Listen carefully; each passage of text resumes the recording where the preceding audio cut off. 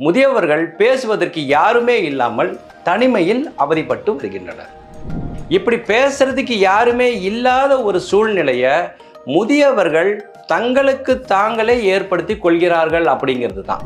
ஒருவர் மனம் விட்டு பேச யாருமே இல்லாமல் பேசாமலேயே இருந்து கொண்டிருக்கிறார் அப்படின்னா அவங்களுக்கு என்னென்ன மாதிரியான பிரச்சனைகள் வரும் அப்படின்னு பார்த்தீங்கன்னா, பூங்காற்று நேயர்களுக்கு வணக்கம். அனைவருக்கும் இனிமையான முதுமையை எப்படி சாத்தியப்படுத்துவது அப்படிங்கிறத பற்றி நாம் தொடர்ந்து சிந்தித்து வருகிறோம். அந்த வரிசையில் இன்னைக்கு யாருமே அதிகமாக பேசாத ஒரு பிரச்சனையை பற்றி தான் நம்ம பேச போகிறோம். அதற்கு முன் உங்களிடம் 2 கேள்விகள். உங்கள் அப்பாவோ அம்மாவோ உங்களுக்கு ஃபோன் செய்கிறாங்க. நீங்கள் ஃபோன் எடுத்து பார்க்குறீங்க, அப்பா அம்மா அப்படின்னு சொல்லி டிஸ்பிளேல வருது. அப்போ நீங்கள் காலை எடுக்காமல் அப்புறம் பேசிக்கலாம் அப்படின்னு ஃபோனை அந்த பக்கம் தூக்கி வைக்கிற பழக்கம் உங்களுக்கு இருக்கா?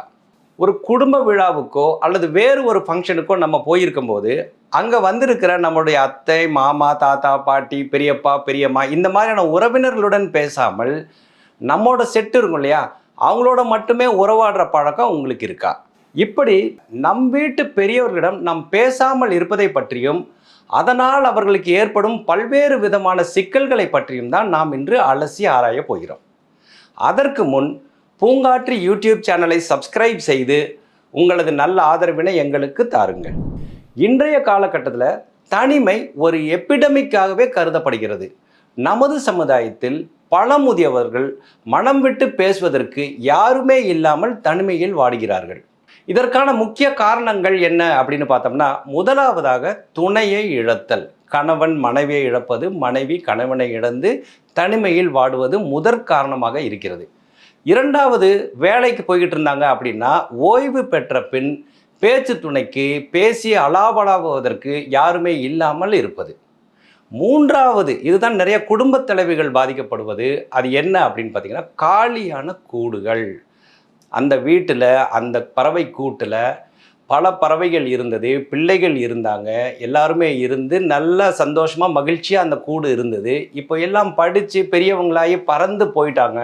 அந்த கூடு காலி ஆயிருச்சு, ஒரே நிசப்தமாக இருக்கிறது. நான்காவதாக, வீட்டில் பல பேர் இருந்தும் அவர்கள் தத்தமது வேலைகளில் மூழ்கியிருப்பது, செல்போனிலேயே மூழ்கியிருப்பது போன்ற காரணங்களினால் பேசுவதற்கு யாருமே இல்லாமல் இருப்பது. இப்படிப்பட்ட பல காரணங்களால் முதியவர்கள் பேசுவதற்கு யாருமே இல்லாமல் தனிமையில் அவதிப்பட்டு வருகின்றனர். எனக்கு தெரிந்த சில முதியவர்கள், நாங்கள் கடைசியாக மனம் விட்டு சிரித்து எப்போ பேசணும்னே எங்களுக்கு ஞாபகம் இல்லை அப்படின்னு என்கிட்ட சொல்லியிருக்காங்க. இப்போது பேசாமல் இருந்தால் நல்லது தானே, அது ஒரு வித தியானம்னு எடுத்துக்கலாமே, யாருக்குமே தொல்லை இல்லை அப்படின்னு சொல்லி நம்ம அபத்தமாக யோசிக்கக்கூடாது. கொஞ்ச நாளைக்கு முன்னால் வாட்ஸ்அப்பில் வைரலாக ஒரு மெசேஜ் போயிட்டு இருந்ததுங்க. அந்த மெசேஜில் என்ன அப்படின்னா, ஒரு உளவியல் நிபுணர் சொல்கிற மாதிரி இருந்தது. அது என்ன அப்படின்னா, முதியவர்கள் ஏன் யாருக்கிட்டையாவது தொணன்னு பேசிக்கிட்டே இருக்கிறாங்க, அதுக்கு என்ன காரணம் அப்படின்னு சொல்கிற மாதிரி இருந்தது. அந்த சைக்கியாட்ரிஸ்ட் என்ன சொல்கிறார் அப்படின்னா, முதியவர்கள் பேச வேண்டும், அவங்க பேசிக்கிட்டே இருந்தால் தான் அவங்க இயல்பாக இருக்க முடியும், இல்லாட்டினா அவங்களுக்கு பல்வேறு விதமான மனநல பிரச்சனைகள் வரும் அப்படின்னு சொன்ன மாதிரி அந்த செய்தி வந்திருந்தது. இது எதை காட்டுது அப்படின்னா, வாட்ஸ்அப்பில் வைரலாக போகக்கூடிய அளவுக்கு இந்த முதியவர்கள் பேச்சு துணைக்கு யாருமே இல்லாமல் இருப்பது ஒரு பிரச்சனையாக இருக்கிறது என்பதை காட்டுகிறது. ஒருவர் மனம் விட்டு பேச யாருமே இல்லாமல் பேசாமலேயே இருந்து கொண்டிருக்கிறார் அப்படின்னா அவங்களுக்கு என்னென்ன மாதிரியான பிரச்சனைகள் வரும் அப்படின்னு பார்த்தீங்கன்னா, முதலாவதாக டிப்ரெஷன் எனப்படும் மனச்சோர்வு, அடுத்ததாக ஆங்ஸைட்டி எனப்படும் படபடப்பு, மூன்றாவதாக பார்த்தீங்கன்னா நம்மால் யாருக்குமே பிரயோஜனம் இல்லை, இந்த வாழ்ந்து எந்த பலனுமே இல்லை அப்படிங்கிற சுய பச்சாதாப உணர்வு. அதோடு மட்டும் இல்லாமங்க, சக மனிதருடன் பேசாமலேயே இருப்பதால் என்ன ஆகுது அப்படின்னா, மூளையோட அளவு கூட சுருங்கி விடுகிறது அப்படின்னு ஆராய்ச்சியாளர்கள் கண்டுபிடிச்சு சொல்லியிருக்காங்க. இப்படி மனம் விட்டு பேசுவதற்கு யாருமே இல்லை அப்படிங்கிறது ஒரு துன்பியலான ஒரு சூழ்நிலை. ஆனால் கதையில் ஒரு ட்விஸ்ட் இருக்குங்க. அது என்னன்னா, இப்படி பேசுறதுக்கு யாருமே இல்லாத ஒரு சூழ்நிலையை முதியவர்கள் தங்களுக்கு தாங்களே ஏற்படுத்தி கொள்கிறார்கள் அப்படிங்கிறது தான். அதுக்கு என்னென்ன காரணங்கள் அப்படின்னு பார்த்தா, முதலாவதாக பிடிவாதம். நமக்கு தெரிந்த முதியவர்களே நமக்கு தெரியும், தான் பிடித்த முயலுக்கு 3 கால் அப்படின்னு நிற்கிறது. சக மனிதர்களுடைய எண்ணத்தை பற்றியெல்லாம் பெருசாக கருத்தில் கொள்ளாமல் பிடிவாதமாக இருப்பதும் அவர்களை மற்றவர்களிடமிருந்து தனிமைப்படுத்துவதற்கான ஒரு காரணமாகி விடுகிறது.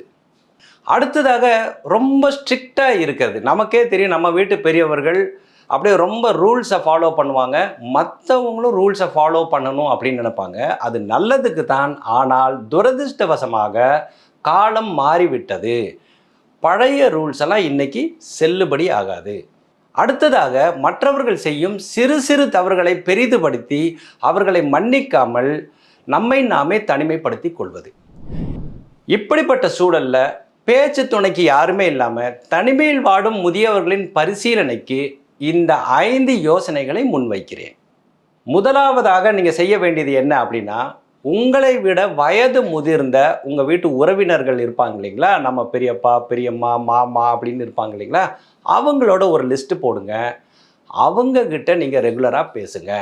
வயதில் மட்டும் இல்லை, தனிமையிலும் அவங்க உங்களை விட சீனியராக இருப்பாங்க. உங்களை விட அதிகமான தனிமையில் அவர்கள் வாடுபவர்களாக இருப்பார்கள். நீங்கள் அவங்க கூட கூப்பிடும்போது ஏற்கனவே உங்களுக்கும் அவங்களுக்கும் ஒரு வரலாறு இருக்குது, நல்ல பேச்சு துணையாக இருக்கும். அடுத்ததாக உங்களுடன் பணிபுரிந்து தற்போது ஓய்வில் இருக்கும் நண்பர்களுடன் நீங்கள் தினசரி பேசலாம். அவங்கக்கிட்ட பேசுறதுக்கு உங்களுக்கு நிறைய விஷயம் இருக்கும். ஏன்னா உலக விஷயங்கள் எல்லாம் பேசுறதுக்கு இவங்க பெஸ்ட் சாய்ஸாக இருப்பாங்க. மூன்றாவதாக உங்களது இளமை கால மற்றும் பால்ய கால நண்பர்களை தேடி பிடியுங்கள். இன்னைக்கு அது கொஞ்சம் சுலபந்தான், முடியும். ஃபேஸ்புக் இருக்குது, நிறைய இன்டர்நெட்டில் இருக்குது. சர்ச் பண்ணி உங்கள் பிள்ளைகள்கிட்ட சொன்னால் கூட அவங்க சர்ச் பண்ணி அவங்கள உங்களுக்கு தேடி பிடிச்சி அவங்க கான்டாக்ட் நம்பர்ஸை கொடுப்பாங்க. அவங்கக்கிட்ட பேசுகிறத விட ஒரு ஆனந்தமான அனுபவம் யாருக்குமே இருக்க முடியாது. எல்லோருக்குமே நமது சிறு பிராயத்தை பற்றின எண்ணங்கள் எப்பொழுதும் மனசில் நீக்கமற இருக்கும் இல்லைங்களா. அவங்கக்கிட்ட அதை பேசி நினைவுபடுத்தி கொள்வது நமது தனிமை போக்குவதோடு மட்டுமில்லாமல் நெஞ்சத்திற்கு மிகுந்த மகிழ்ச்சியையும் கொடுக்கும். இதெல்லாம் பண்ணிங்கன்னா உங்களுக்கு பேச்சு துணைக்கு மட்டுமில்ல, நல்ல கம்பெனி கூட கிடைக்கும். நான்காவது யோசனை என்ன அப்படின்னா, பேசிக்கிட்டு இருந்தால் மட்டுமே போதுமா? எவ்வளவு நாளைக்கு தான் பேசிகிட்டு இருக்கிறது? இப்படி காலையிலேருந்து மாலை வரை ஓயாமல் ஃபோன் பேசிகிட்டு இருந்தோம்னா வெகு விரைவில் சலிப்பு தட்டிவிடும். மக்கள் தொடர்பு மிக முக்கியம். நிறைய அமைப்புகள் இருக்குது, அதில் போய் நீங்கள் இணைந்து கொள்ளலாம். இதில் ஒரு சிக்கல் என்ன அப்படின்னா, அது நிறைய இளைஞர்களாக இருக்கிறாங்க, அவங்களோட சேர்ந்து நமக்கு வேவ் லென்த் மேட்ச் ஆக மாட்டேங்குது அப்படின்ற பிரச்சனையை சிலர் என்கிட்ட சொல்லி நான் கேட்டிருக்கேன். இதுக்குன்னே சில அமைப்புகள் இருக்கின்றன. நமக்கு லயன்ஸ் கிளப் தெரியும், ரோட்டரி கிளப் எல்லாம் தெரியும் இல்லைங்களா. ப்ரோபஸ் கிளப் அப்படின்னு ஒரு அமைப்பு இருக்குது. இது என்ன அப்படின்னா, ரோட்டரி கிளப்போட சீனியர் சிட்டிசன்ஸ் பிரிவு தான் இந்த ப்ரோபஸ் கிளப். அதில் இருக்கவங்க எல்லாருமே குறைந்தபட்சம் 50 வயதை கடந்தவர்களாக இருக்க வேண்டும். அங்கே போனீங்கன்னா உங்களுக்கு நிறைய உங்கள் வயதை ஒட்டிய நண்பர்கள் நிறைய பேர் கிடைப்பாங்க. இன்றைய காலகட்டத்தில் சிற்றூர்களில் கூட ரோட்டரி கிளப்கள் இருக்கின்றன. நீங்கள் செய்ய வேண்டியதெல்லாம் உங்கள் ஊரில் உள்ள ரோட்டரி கிளப்பை அணுகி ரோட்டரி கிளப்பின் சீனியர் பிரிவான ப்ரோபஸ் கிளப்பை உருவாக்கி தர நீங்கள் வேண்டுகோள் வைக்கலாம். இதன் மூலமாக ஒரு நிலையான மக்கள் தொடர்பை உங்கள் ஊரிலேயே நீங்கள் ஏற்படுத்தி கொள்ளலாம். உங்களுக்கு ப்ரோபஸ் கிளப்பை ஆரம்பிக்கணும், அதுக்கு வழி தெரியல அப்படின்னா கீழே கொடுக்கப்பட்டுள்ள இந்த எண்ணிற்கு வாட்ஸ்அப் செய்யுங்கள். சென்னையில் உள்ள ப்ரோபஸ் கிளப் நிர்வாகிகளுடன் உங்களுக்கு தொடர்பு ஏற்படுத்தி தருகிறோம். ப்ரோபஸ் கிளப் மட்டுமல்ல, பல தன்னார்வ தொண்டு நிறுவனங்கள் எல்லா ஊர்களிலும் இருக்கின்றன. நீங்கள் அங்கே போய் ஒரு வாலண்டியராக உங்களை இணைத்து கொண்டால் பேச்சு துணைக்கு மட்டுமல்ல, நல்ல நல்ல நட்புகள், இன்டர் ஜெனரேஷனல் ஃப்ரெண்ட்ஷிப்னு சொல்கிறாங்க இல்லைங்களா, நம்மை விட வயது குறைந்தவர்கள் அல்லது வயது முதிர்ந்தவர்களுடன் நமக்கு நல்ல ஃப்ரெண்ட்ஷிப்பை உருவாக்கி கொள்ள முடியும். இதை தாங்க ஆட்டம் மேய்ச்ச மாதிரியும் இருக்கும், அண்ணனுக்கு பொண்ணு பார்த்த மாதிரியும் இருக்கும்னு சொல்லுவாங்க.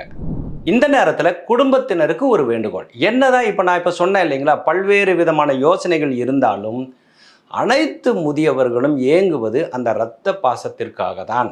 பிளட் இஸ் திக்கர் தென் வாட்டர் அப்படின்னு சொல்லுவாங்க இல்லைங்களா. என்னதான் வெளி விவகார தொடர்புகள் கிடைச்சாலும் நம் குடும்பத்தில் உள்ளவர்களிடமிருந்து கிடைக்கும் அன்பிற்கு எதுவுமே ஈடாகாது. ஸோ இந்த வீடியோ பார்க்குற நீங்கள் இதற்கு மேலும் உங்கள் அப்பாவோ அம்மாவோ கூப்பிட்றாங்க அப்படின்னு நீங்கள் ஃபோனில் பார்த்தீங்கன்னா அந்த காலை எடுக்காமல் அப்படியே வச்சிட வேண்டாம். அதே மாதிரி தான் அத்தை, மாமா, பெரியப்பா, சித்தப்பா, நம்ம வீட்டில் உள்ள உறவினர்கள் கூப்பிட்டாங்கன்னா எவ்வளவு பிஸியாக இருந்தாலும் ஃபோனை எடுத்து அன்பாக அவர்களிடம் சில நிமிடங்கள் பேசுங்கள். அதோடு மட்டும் இல்லாமல் இப்போ நாங்கள் சொன்னோம் இல்லைங்களா, இந்த ப்ரோபஸ் கிளப் போன்ற ஃபோரம்ஸ் அல்லது இந்த வாலண்டியரிங் ஏற்பாடுகள், இதை எல்லாமே பண்ணுறதுக்கு நீங்கள் உங்கள் வீட்டு பெரியவர்களை என்கரேஜ் பண்ணலாம். அவங்களுக்கு தெரியாமல் இருக்கலாம், எப்படி போய் சேர்றதுன்னு ஸ்டெப் எடுக்க தெரியாமல் இருக்கலாம். சிறு வயதில் இவங்க தானே உங்களை கூட்டிகிட்டு பல்வேறு விதமான இடங்களுக்கு கூட்டிகிட்டு போய் பல்வேறு விதமான அனுபவங்களை உங்களுக்கு ஏற்படுத்தி கொடுத்தார்கள். இப்போ அது உங்களோட டேர்ன். நீங்கள் அவங்கள என்கரேஜ் பண்ணி ஃபஸ்ட்டு ஸ்டெப்பெல்லாம் அவங்க கூட சேர்ந்து அவங்கள கூட்டிகிட்டு போய் இந்த மாதிரியான அமைப்புகளுடன் அவர்களை நீங்கள் இணைத்து விடலாம். இறுதியாக பேசுவதற்கு யாருமே இல்லை அப்படின்ற தனிமை சூழ்நிலையை நமக்கு நாமே தான் ஏற்படுத்தி கொள்கிறோம். தீதும் நன்றும் பிறர் தர வாரா. அடுத்தவர்கள் செய்யும் சிறு சிறு தவறுகள், அவர்களுடைய பிழைகள், ரொம்ப ஸ்ட்ரிக்டாக ரூல்ஸ் பார்க்கறது, இந்த மாதிரியான காரணங்களால் தான் பலர் நம்மை விட்டு விலகி போய் விடுகிறார்கள். நாம் அந்த தனிமை சிறையில் சிக்கிக்கொள்கிறோம். இதற்கு மேலாவது நாம் கொஞ்சம் விட்டு கொடுப்பவன் கெட்டு போவதில்லை அப்படின்னு சொல்கிறாங்க இல்லைங்களா? நமது சுயநலத்திற்காக நாம் பேசுவதற்கு நம்மை சுற்றி நட்புகள் இருக்க வேண்டும் என்பதற்காக மட்டுமாவது கொஞ்சம் விட்டு கொடுத்து அனுசரித்து வாழ வேண்டும். இந்த வீடியோவை பார்த்த பிறகாவது உங்களது பழைய விட்டு போன உறவுகளை தேடி சென்று புதுப்பித்து கொள்ளுங்கள். அவர்களுடன் மகிழ்வாக உரையாடி மகிழுங்கள். இனி யாரும் தனிமையாக உணரக்கூடாது என்பதே பூங்காற்றின் விருப்பமாகும். இணைந்திருப்போம். இனிமையான முதுமையை உருவாக்க தொடர்ந்து சிந்திப்போம். அனைவருக்கும் இனிமையான முதுமை என்ற ஒற்றை குறிக்கோளுடன் தொடர்ந்து செயல்பட்டு வரும் பூங்காற்று யூடியூப் சேனலை சப்ஸ்கிரைப் செய்து உங்கள் நண்பர்களுடன் பகிர்ந்து உங்களது நல்ல ஆதரவினை எங்களுக்கு தாருங்கள். மீண்டும் ஒரு நல்ல டாபிக்குடன் உங்கள் சந்திக்கும் வரை உங்களிடமிருந்து விடைபெறுகிறேன். நன்றி, வணக்கம்.